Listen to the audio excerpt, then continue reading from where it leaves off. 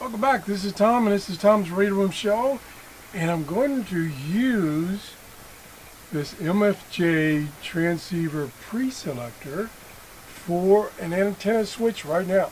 Because, as I mentioned in a previous video, the band conditions are not applicable. That's probably not the word, but they're not set for testing the pre-selecting feature of this device. So I thought, well, you know, I mentioned in the previous show that you can use this also as a antenna selector between two antennas or a radio selector between two radios. So now I have two antennas hooked up, and I'm going to show you the difference between the two antennas, and they're grossly different.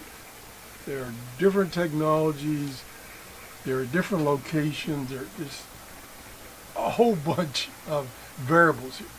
Okay, let me tell you what I got. On antenna 2, I've now added my 31-foot MFJ vertical antenna that has served me well. It does a fantastic job. The other antenna, which I showed in a previous video, is I have that off-center frequency antenna from Tim.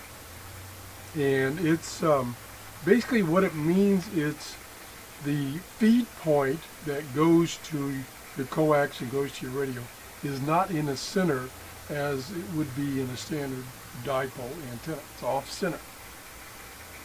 And I believe this antenna is tuned for 40 meters, I think.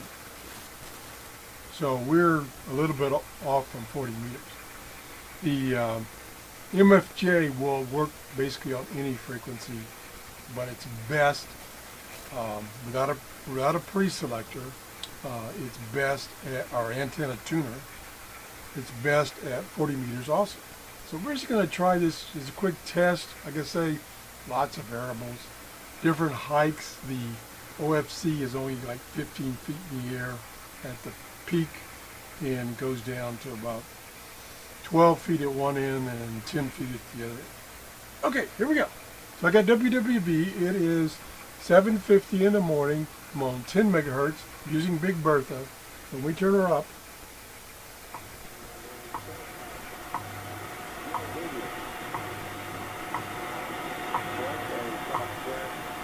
the pre-selector is turned off, but the antenna and the radio switches still work. So I'm on the vertical right now. Ticks are nice and clear and loud. Let's go to the OCF, which is what I was using before in the previous video.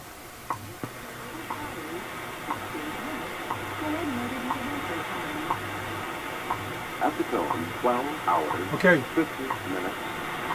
Coordinated universal time. Conditions have improved. So now we switch again.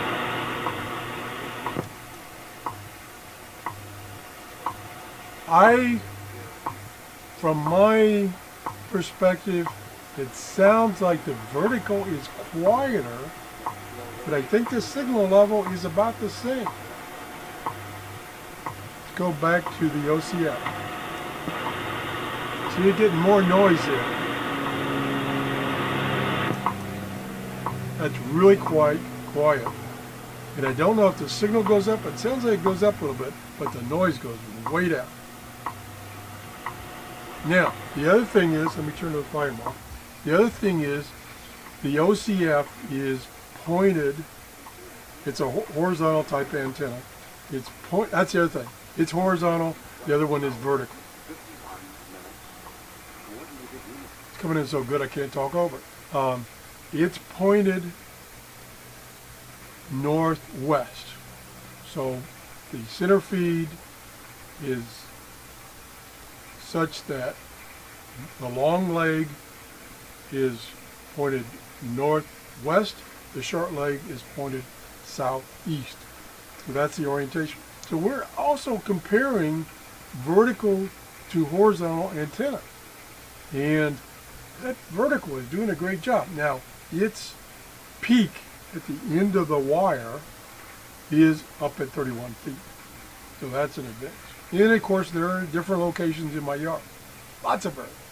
But I would say overall, and this has been the case overall, that MFJ 31-foot vertical antenna has been doing a great job for you. So that's it. I just thought I would show you that this also provides that switching capability between two antennas and or between two radios. So I can, when I'm comparing radios, like for instance, if I'm comparing Big Bertha, which is kind of my baseline as far as radios, with some other radio, trying to think of one, such as that Lafayette radio, that old Lafayette radio. I could do that, set up here. I need another cable or two, and then use the radio switch to switch between the two radios, like boom, switched. That's it. What can I say? Have a great day. Bye-bye.